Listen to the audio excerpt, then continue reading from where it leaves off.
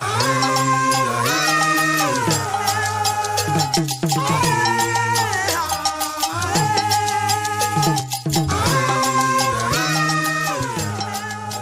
très important de demander l'autorisation et de solliciter l'assistance des énergies qui régissent l'univers, les ancêtres qui sont de l'autre côté, qui nous voient, mais que nous, on ne voit pas, de demander l'autorisation, puisque je vais parler du vaudou, aux grands dignitaires, aux vaudous, non, aux chefs, aux sages, qui m'ont permis de les côtoyer afin de partager une partie de leurs connaissances et de remercier évidemment les grandes entités qui sont devant moi, que je ne vois pas non plus, puisque moi je suis dans la lumière, donc je veux parler du public.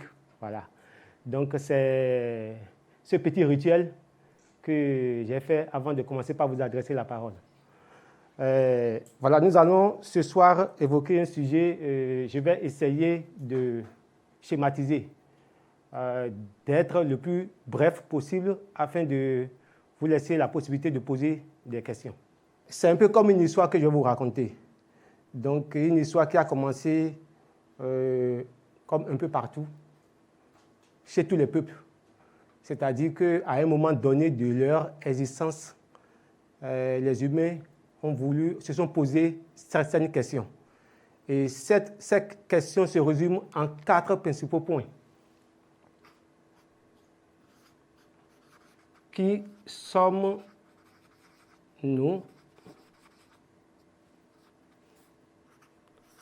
Où sommes-nous?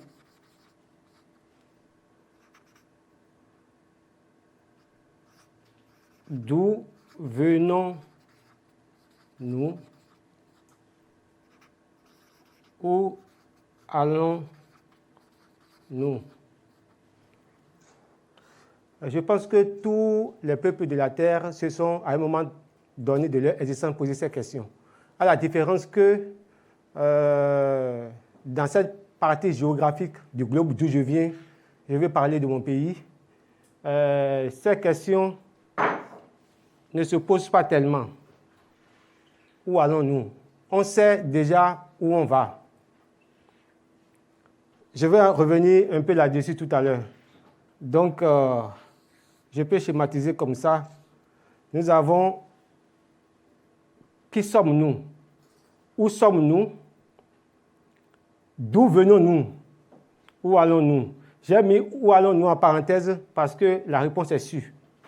On sait où on va. On va d'où on vient. Mais monsieur ne sait pas d'où on vient. Je vais revenir là-dessus tout à l'heure. D'accord? Ne vous inquiétez pas. Donc, on continue. Lorsque nous nous attardons aux 2 premières questions, à savoir qui sommes-nous, où sommes-nous, c'est des questions d'ordre existentiel. Donc, c'est relié directement à nous. Pour pouvoir y répondre, il faut obligatoirement réfléchir. Il faut étudier, il faut analyser. Bon, je n'ai pas une bonne écriture, hein, vous allez bien, vous allez m'excuser. Il faut observer, ainsi de suite. C'est purement rationnel. Il faut réfléchir pour savoir qui nous sommes. Donc, étudier, donc ça, on s'intéresse à nous-mêmes et à tout ce qui nous entoure. Donc, en faisant tous ces exercices, on aboutit obligatoirement à un ensemble de connaissances.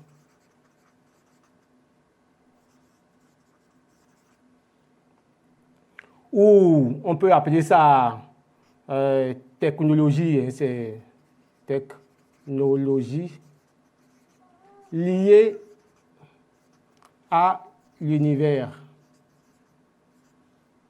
à l'existence, à la vie, quoi. Donc, vous découvrez parce que vous avez réfléchi, vous avez étudié, observé, analysé, vous avez des réponses. Donc, un ensemble de connaissances de technologies liées à l'univers, à l'existence, à la vie. Donc, voilà, on continue toujours la démarche. Lorsqu'on s'intéresse à cette question, qui sommes-nous? Où sommes-nous?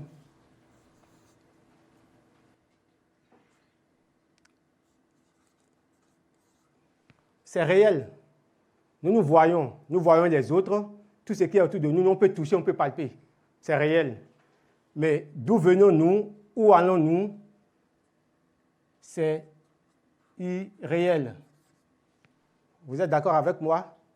Donc, tout de suite, on s'est rendu compte que tout ce qui existe obéit à ce que je vais appeler après la loi de la dualité. Donc, vous avez le réel, vous avez l'irréel. Donc, on va appeler ça loi de la dualité. Je ne vais pas aller dans les détails parce que il suffit juste de voir, le jour se lève et après la nuit vient, le soleil, vous avez la lune, vous avez l'homme, vous avez la femme, vous avez le feu, vous avez l'eau, vous avez le bien, vous avez le mal. Voilà, je ne vais pas aller dans les détails. Vous comprenez un peu. Donc, quand je parle de la dualité, donc tout ce qui est créé obéit à la loi de la dualité. C'est très important. Donc, si c'est vrai que tout ce qui existe obéit à la loi de la dualité, c'est qu'il doit avoir...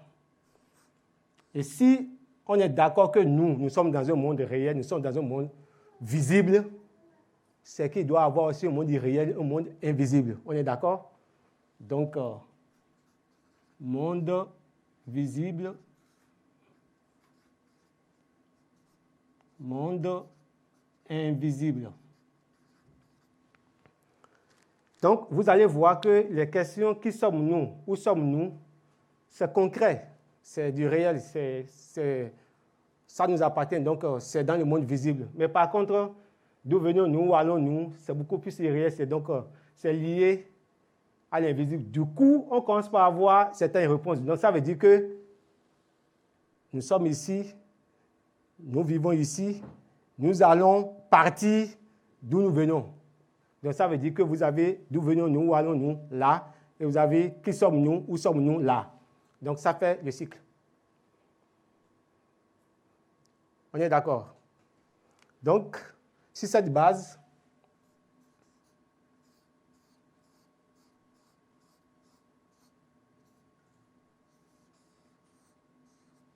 on se dit, si c'est vrai qu'il existe un monde visible et un monde invisible, il doit avoir obligatoirement quelqu'un qui soit à la base de tout ça. Ce n'est pas tombé du ciel, c'est pas... Voilà. Donc, il doit avoir un être qui soit à la base du visible et de l'invisible. Donc, à la base de la création. On est d'accord? C'est lui qui est matérialisé ici. Mais une chose est sûre, personne n'est parti dans le monde visible pour revenir, pour pouvoir donner des réponses concrètes. Donc, on ne peut que imaginer, on peut imaginer, donc, dans tout ça là, il y a aussi imaginer, déduire, il y a tout ça là, donc c'est pourquoi j'ai mis 3 points de suspension. Donc, on ne peut qu'imaginer parce que c'est un monde inconcevable, illimité. Donc, c'est difficile, abstrait. D'accord? Donc, si on convient qu'au fait, il doit avoir un être qui soit à la base de tout ça, la certitude absolue, c'est que tout ce qu'il a créé contient une partie de son souffle, au fait. Donc, pourquoi chercher à savoir obligatoirement d'où nous venons, où nous allons, c'est-à-dire le monde invisible, alors que si c'est vrai qu'il y a un être qui est à la base du monde visible et du monde invisible, c'est que nous sommes ces créatures. Ça veut dire que nous répondons aussi, si ce n'est pas toutes, au moins à certaines de ces normes. Donc, nous avons des réponses en nous. Nous avons des réponses dans tout ce qu'il y a autour de nous. Donc, on ne va pas trop prendre le temps pour comprendre ça. On reste beaucoup plus dans le concret. Donc, c'est lui, le seul être qui est divisible en plusieurs éléments, en plusieurs choses, dont nous, qui sommes ici. Donc, ça, c'est le monde visible, ça, c'est le monde invisible. Et nous recevons son souffle. Ça veut dire que moi, j'ai des entités de ce créateur. Chacun de nous ici en a. Les végétaux en ont, les minéraux en ont, les animaux en ont, tout ce qui constitue l'univers. On est d'accord. Donc, si on continue un peu, on va se dire, donc, nous avons tout ce qu'il nous faut. Nous avons été créés avec tout ce qu'il nous faut. Donc, il ne faut pas trop chercher à aller demander là-bas, à aller chercher ailleurs ce que nous avons déjà avec nous. Alors, pourquoi on s'attache quand même à ce monde invisible? Tous ceux qui sont restés avec nous, qui sont partis, c'est dit obligatoirement, puisqu'ils sont partis d'où ils venaient, ça veut dire qu'ils sont dans notre monde invisible. Donc, au lieu de chercher lui, on passe par les êtres que nous connaissons, qui nous connaissent, qui connaissent nos langues, nos problèmes. On passe par eux pour nous adresser à l'être suprême, puisque eux sont encore plus proches de lui. Si moi je viens ici en Belgique, ce serait plus facile de passer par déjà quelqu'un qui vit en Belgique que de chercher moi-même à venir sans connaître personne. Je ne sais pas si vous voyez un peu les exemples que je suis en train de donner. Donc, on passe déjà par ceux qui sont là. C'est tout ça qui est là. Donc, ils sont dans ceci. Tout ce qui est là, c'est les éléments de la nature, c'est les vibrations, c'est les énergies, c'est tout ce qu'on peut voir, qu'on ne peut pas voir. C'est aussi les êtres qui ont quitté ici pour aller là. D'accord? Donc, nous avons été créés avec tout ce qu'il nous faut. Donc, cette manière de penser, c'est cette croyance, ou bien cet ensemble de croyances qui dérive de tout ce que je viens de dire là, a donné naissance à générer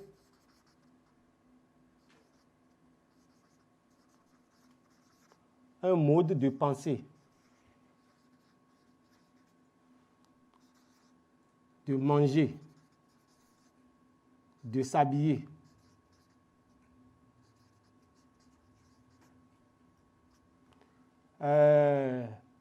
un mode de vie, ainsi de suite, ainsi de suite, ainsi de suite.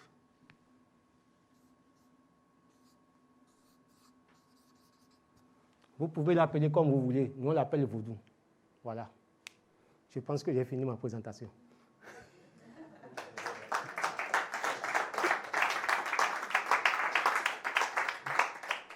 Juste un petit schéma. Voilà pour illustrer. À côté ici, pour consolider tout ce que j'ai mis comme thèse. De l'autre côté, vous avez quelques objets composés en général de végétaux, de minéraux. Il n'y a pas d'animaux ici. Il n'y a pas d'animaux parce que si on est dans une cérémonie vaudou, on ne donne pas des animaux morts aux esprits. C'est des animaux vivants. D'accord? Donc, je ne peux pas amener de cabri, de poulet ici. Ce n'est pas l'objectif. Donc, ça veut dire que les animaux participent. Mais c'est très important aussi de dire que, au fait, tout ce que je viens de relater là, c'est une autre image de nous-mêmes. Puisque nous qui sommes dans le monde visible, nous consommons, nous vivons de tout ça. Donc, nous consommons les animaux. Et c'est ce que nous consommons que nous offrons aussi aux esprits. Exactement. Donc, comme nous, on ne consomme pas des animaux morts, ça veut dire qu'on ne donne pas des animaux morts aux esprits. Donc, si vous voyez dans des livres où vous allez au Bénin et vous voyez des marchés où il y a des têtes d'animaux, des carcasses d'animaux, il faut savoir que ce n'est pas le vaudou. C'est d'autres pratiques. Parce que le vaudou n'est pas un fourre-tout. Tout ce qui se fait au Bénin n'est pas obligatoirement vaudou. Il y a d'autres pratiques qu'on peut taxer de tout ce que je ne sais pas. Le mot importe peu. On peut mettre ça dans les gris-gris, on peut mettre ça dans la magie, je ne sais pas. Mais le vaudou est totalement autre chose. Donc, nous avons végétaux, minéraux ici. Alors, c'est très difficile pour certains d'appréhender le monde invisible. Alors, j'ai donné, c'est juste, je suis resté en superficie. Hein. C'est très difficile pour certains de s'approprier l'abstrait. Donc, comme tout le monde n'a pas la même maturité spirituelle, on a inventé des symboles, des choses à travers lesquelles on peut aller vers l'abstrait. Comme vous avez ces symboles. Dans le panthéon vaudou du sud du Bénin, du Dahomey, puisqu'il y a plusieurs panthéons, et quand vous allez dans l'ère culturelle Yoruba, eux ne disent pas vaudou, ils disent Orisha, et ils ont leur panthéon. Quand vous allez, quand vous êtes dans le royaume du Dahomey, au sud du Bénin, les peuples à Diatadonou, vous avez le panthéon différent. Quand vous allez chez Ashanti, donc ça peut différer même d'une région à une autre. Même au Bénin, même, vous n'avez pas l'appellation du vaudou sur tout le territoire. C'est uniquement au sud du Bénin. Lorsque vous êtes déjà au moyen Bénin, c'est autre chose. Au nord du Bénin, c'est autre chose. Mais c'est toujours la même philosophie. Le nom ne change pas la nature de l'animal. Donc, dans le panthéon vaudou d'Abomey, il n'y a pas d'autel, c'est-à-dire espace aménagé pour la divinité, pour l'esprit, sans les poteries. Ce sont les poteries qui permettent d'identifier. Donc, j'ai juste amené ici quelques poteries.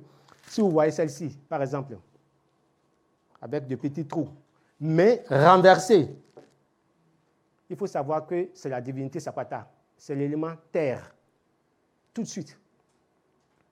Mais quand vous voyez cette même poterie, comme ça, avec des mains qui les tiennent, ce n'est plus un symbole du vaudou. C'est le symbole d'unité nationale créé par un roi, le roi Gézo, 1818-1858, que tous les fils et toutes les filles du royaume n'ont qu'à venir boucher de leurs doigts la jarre trouée afin qu'elle puisse contenir de l'eau. Donc, c'est un symbole d'unité. Donc, attention à ne pas faire la confusion entre ce qui est comme ça et ce qui est comme ça. On est d'accord? Vous avez ici, quand vous voyez cette poterie, ou celle-là sur un autel, c'est obligatoirement les jumeaux. Maintenant, pourquoi c'est différent? Ça, c'est, vous avez cette partie que vous regardez, l'autre qui, vous voyez, donc ça veut dire que c'est des jumeaux homozygotes. Quand vous avez comme ça veut dire que c'est hétérozygote. Si c'est triplé, vous allez avoir 3, si c'est quadruplé, 4, ainsi de suite. Donc, en réalité, il n'y a rien qui soit fait au hasard. C'est des symbolismes grossiers. On a imaginé pour identifier les choses de cette manière. C'est un code. Et donc, si vous êtes initié, vous allez partout, vous voyez ce symbole, vous savez à quoi vous avez affaire. Ici, ce sont aussi des objets qui peuvent intervenir dans les rituels vaudous ou non.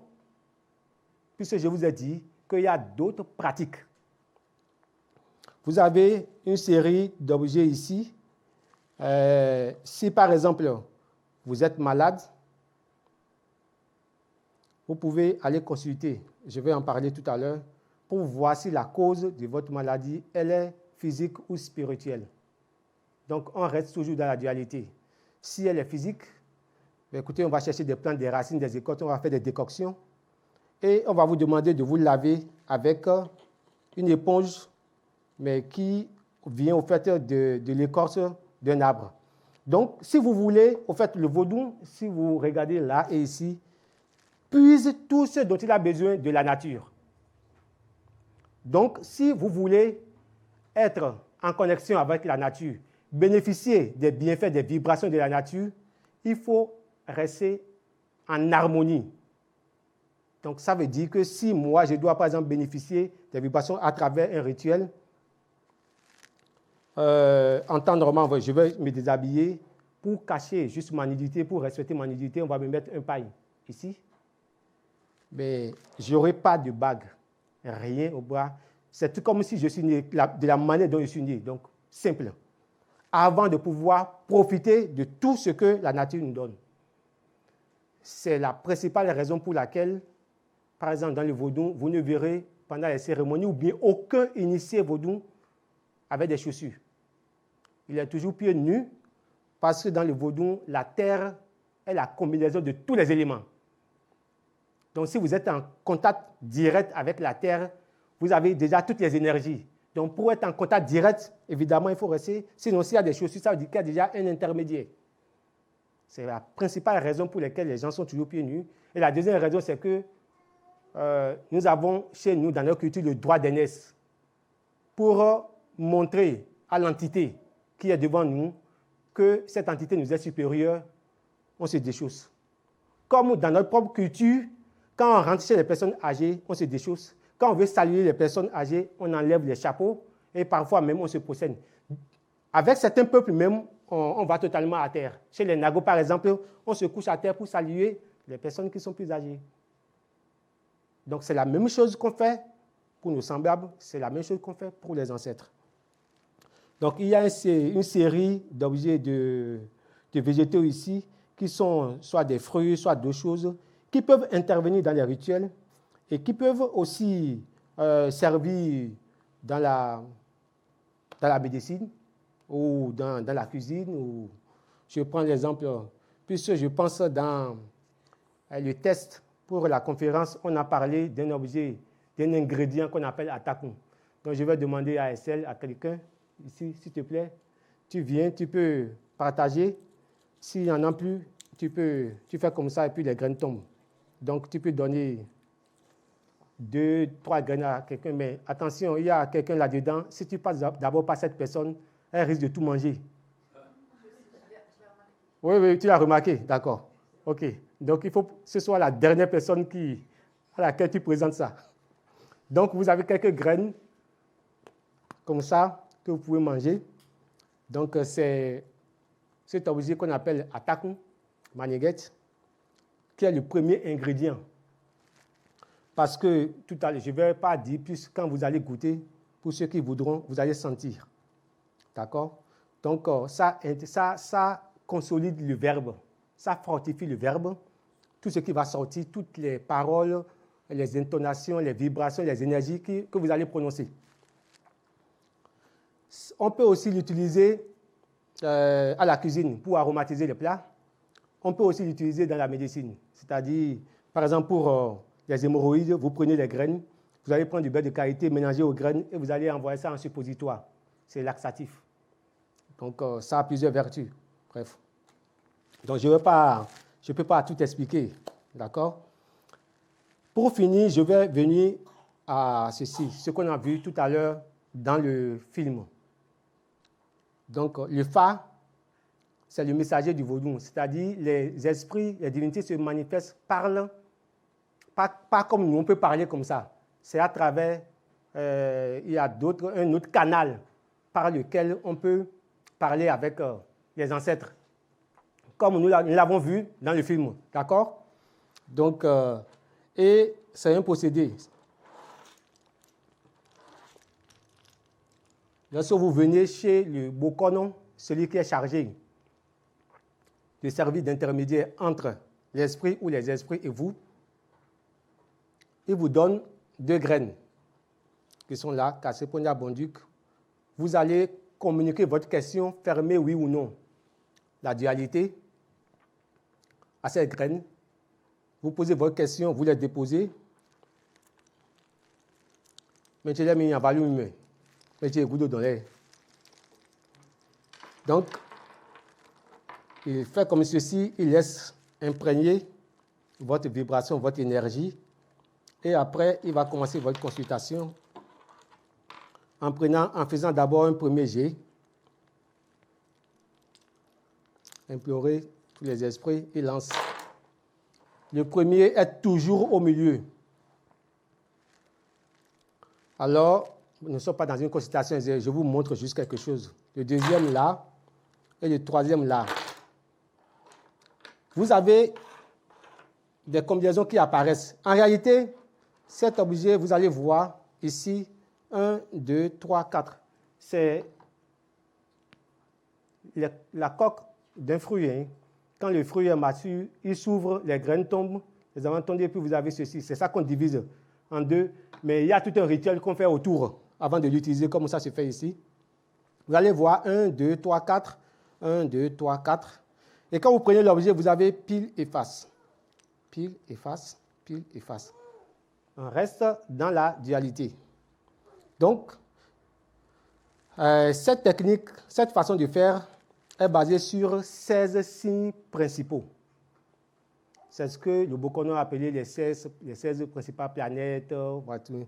Et lorsque vous prenez cet objet que vous le jetez, il y a toujours une combinaison qui apparaît.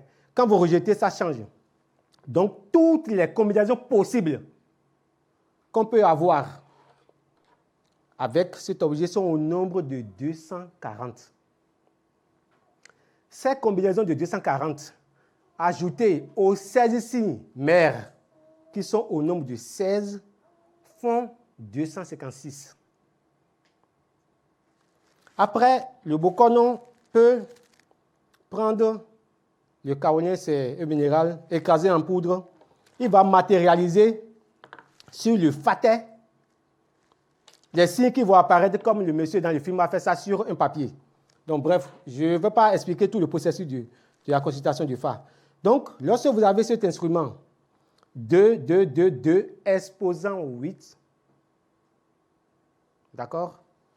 Avec quelque chose, vous avez pile et face, c'est-à-dire la dualité, vous avez 2 exposant 8, ça donne 256.